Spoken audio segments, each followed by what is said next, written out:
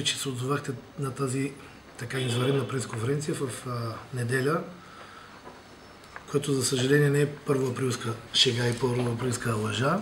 Това, което ще кажем днес, за съжаление е истина. И се случва на територията на нашата община.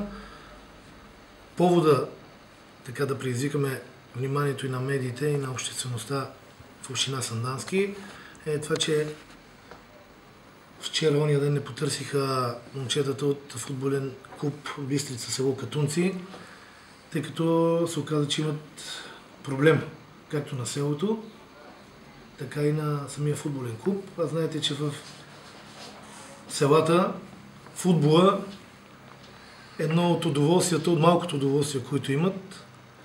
Така че всички хора, както от общината, така и от конкретното село, милеят и са привърженици на тази игра. Там играят и местни момчета, което допълнително ангажира вниманието на обществеността. Знаете също така, че Катунци е най-голямото село в община Сандански. Така че ние като обществено ангажирана партия не може да останем безучастни към проблема, който се е създал, тъй като са опитали да го решат сами, но явно проблемите са комплексни и са извън техните възможности да ги решат. Така че в момента дам думата на представителите на футболен клуб Бистрица, село Катунци. Тук е и президента на футболен клуб Бистрица, момчета, които играят в футболния клуб, футболисти. Човека, който така разбрахме, че се грижи там за финансите, е натоварен да се грижи с оперативната работа в клуба. Така че по-добре от тях да чуете какво. Красимир Газев се казвам. От клуба съм, да. Какво мога да ви кажа? Обадиха ни се, кмета ни се обади в петък, коя дата се пада? 30 ли беше в петък? 30, да. В петък към 5:30, така че ще спират водата долу на стадиона. Работата стана много бързо, докато отида долу да питам работниците по ВиК защо спират, какъв е проблема, да не може да го отстраним.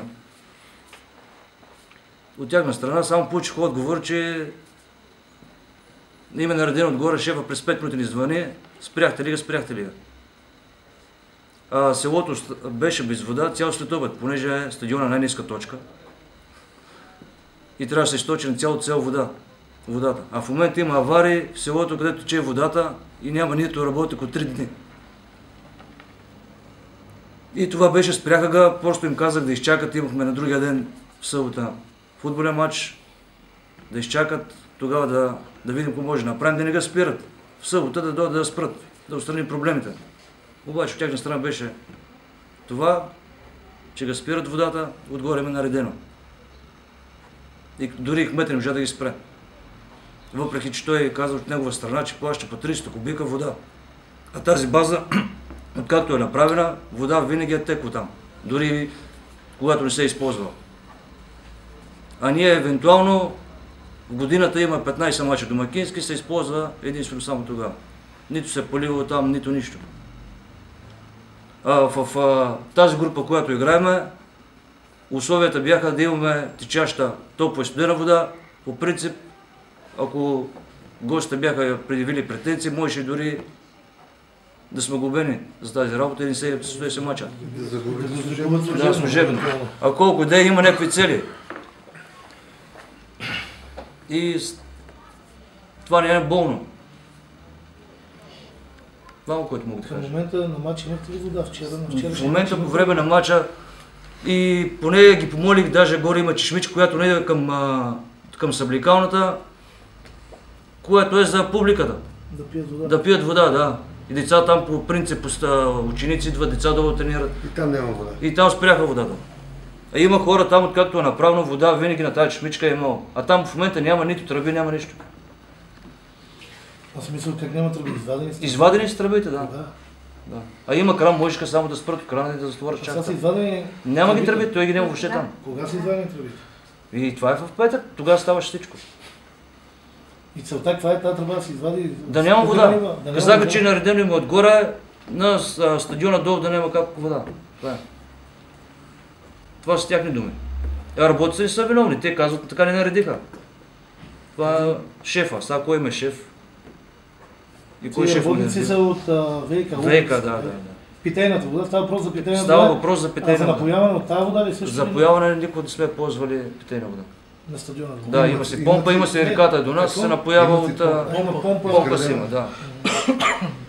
Според вас това случайно ли е или не е случайно? Просто вече както гледаме работите, не са случайни. При положение, че има авария, при положение, че има в селото авария, и доколкото се разбрах, не е само тази, където даже сме и снимали в момента. Има още на 2 места ли авария, а тия се грижат да се спрат водата на това, има аварии, те не ги отстраняват, в момента се тече водата. Зорта е била да се спре на стадиона да няма вода. Да, цялото село остана цял следобед без вода. Понеже крановете на нога не работят, не функционират, трябваше на цялото село се източи водата. За да се смени тръбата. Да. А имаше кран, можеха само да го спрат и да ни кажат не го пускайте и това е. Докато страните. А не ни казаха, примерно, водомер ли трябва да се сложи, какво е, как е, що е.